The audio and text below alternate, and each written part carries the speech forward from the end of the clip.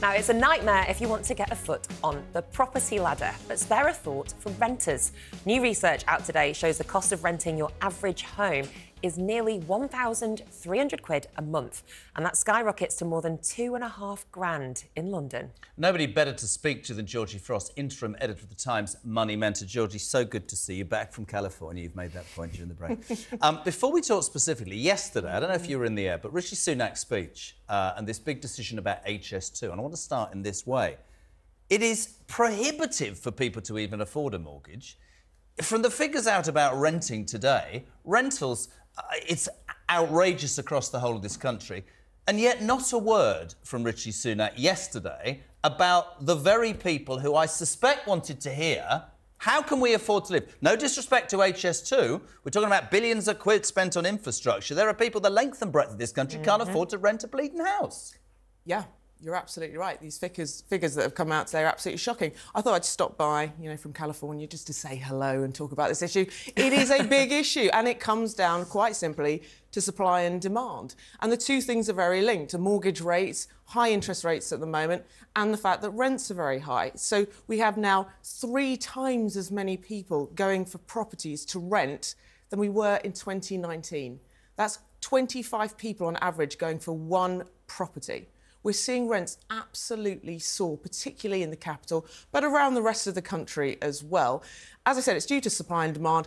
A lot of landlords have left the market. The conditions for them to make their investment work just isn't working because of high rates that are going on at the moment, but also the government are putting on a lot of pressure for things like energy efficiency of homes, which could cost them thousands, tens of thousands to get their homes up to scratch. So they're leaving the market, or they're renting it out on things like Airbnb. You'd think if they're leaving the market, great, they're selling to first-time buyers, we can get on the property. That's not happening because investors aren't buying up those properties that are being sold, so you're having a dearth of people who are willing to rent out homes, and that's the reality.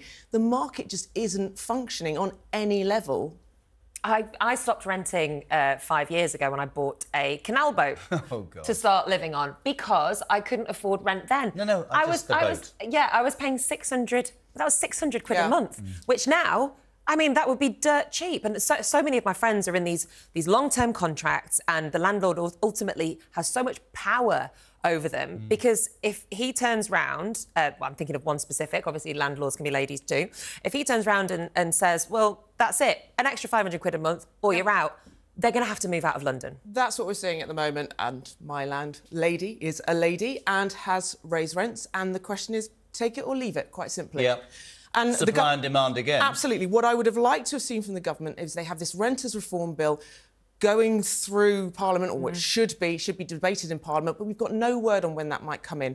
It will ban so-called no-fault evictions, which means the landlord can get rid of you with 2 months' notice simply to raise prices, which is what they're doing at the moment, and we've seen that because, yes, they are facing cost rises, but also, if they can get a buck or two extra, they will do. It's a market. So we're seeing 3 times as many people get thrown out of their house, essentially. But isn't it interesting? You were saying about your boat. I mean, isn't it interesting that you started this by saying there are, 3 times the number of people going for properties? So unscrupulous landlords who have made it for years, suddenly they look at mortgage hikes or business, whatever it is, so they hike it, and because I presume it's so difficult to find somewhere else to live, you swallow it if you can. Can we get it away from London, though? I mean, what was it? The average nearly 1,300 quid across the whole of this country. People are... Yeah. Nick, am I right? Was I reading a figure? 40% of our income is being spent on rental or mortgage rates. A third of people in this country are spending over half of their income on their rent. I've just moved down from Yorkshire,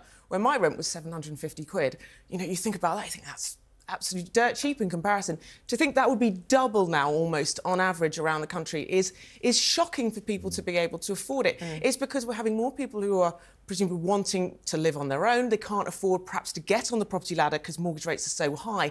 Bearing in mind, just 2.5 years ago, you could get, with a big deposit, you could get a sub 1% mortgage. Now you're looking on average about 6%. That is a huge amount. House prices are still high. We're in a very difficult situation for people, and the supply is there, the demand is there, the supply isn't there. So until we get that fixed, we are going to see this situation continue and rents keep going up. Do you think we need to have a wider conversation about the ethics of being a landlord and how much profit a landlord could make? Because ultimately, Boat for sale, me, doesn't it? well, yeah, we Excuse the pun. talk all the time about people on benefits, people, you know, getting money when they haven't gone out and worked and earned it. Yeah, I agree. And I completely think, you know, I agree that landlords obviously deserve to make a profit on what they are renting, There should be more rules. certainly covering, there you know, the are costs. rules in place. I agree with you. I do think this renters reform bill needs to go through. I do think things need to be firmed up. We see it in other countries like Germany, where they have a very functioning, very regulated market. I do think that's the case. I do actually think, even as a renter, I'm going to have some sympathy here for landlords. There have been a lot of tax changes which have made it actually just unaffordable for them to be in a market. The narrative around landlords isn't helpful. We need a fully functioning market. So if you are going to hammer landlords with tax rises, energy certificate commitments that they have to adhere to, and in the press and everywhere else we are, you know, you've got this narrative built up about terrible landlords. Are you going to want to be a landlord? And the reality is we need that. Why do we have in this country this attitude that owning a home is the only answer to anything? Renting actually is a great solution for people. It can move around the country, you can get jobs. You know, it'd be great for the Northern Powerhouse and all that sort of thing. You can move around the country. If you can find one. The housing minister has promised to ban landlords from evicting tenants without justification. Yeah, no fault evictions. This is interesting. TalkTV's very own Rosanna Lockwood tweeted this only yesterday, and I quote, "Real top quality day in modern Britain. House viewings for another rental because my landlord wants our house back for Airbnb. And, of course, I can't afford to buy in this market." Rosanna's on at 7, by the way. That's interesting, isn't it? I mean, it's the reality. Yeah, it's fascinating. There needs to be tighter regulation on Airbnbs as well. Yes, I mean, that's a whole nother debate to discuss. But look, the government is trying to get rid of these so-called no-fault evictions. As you say, this is when they just want to raise the price. They don't have to give you a reason for chucking you out. And it leaves people absolutely... They say, oh, you can have 2 months notice.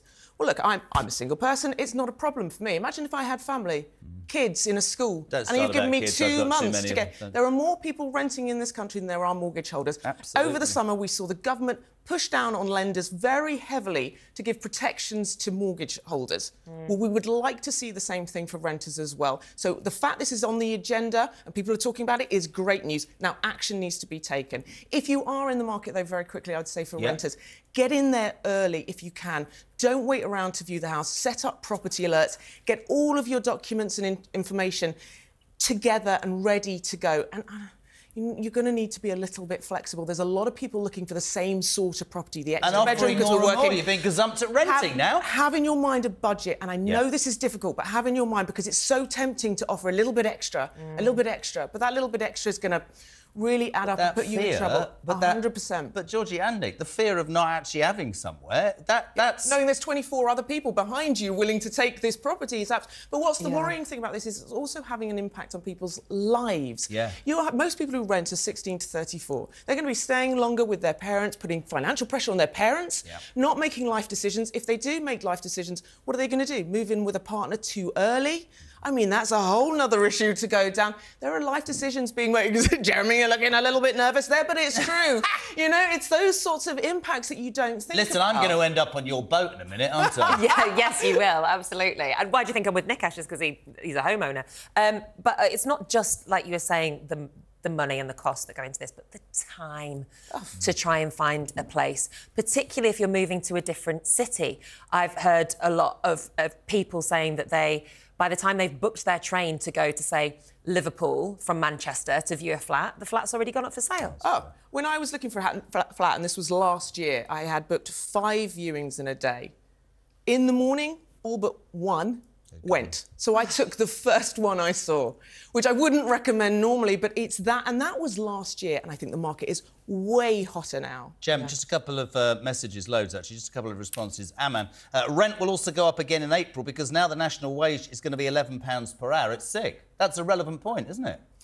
Look, I mean, if you read the Rightmove data that came out today, they're suggesting that we may have reached a peak, that actually we're seeing more properties come to market, but it's not yet filtered through into prices. I'm not quite so bullish. We will see. Let's hope so. Really good to have you on. Georgie Frost, as ever, thank you.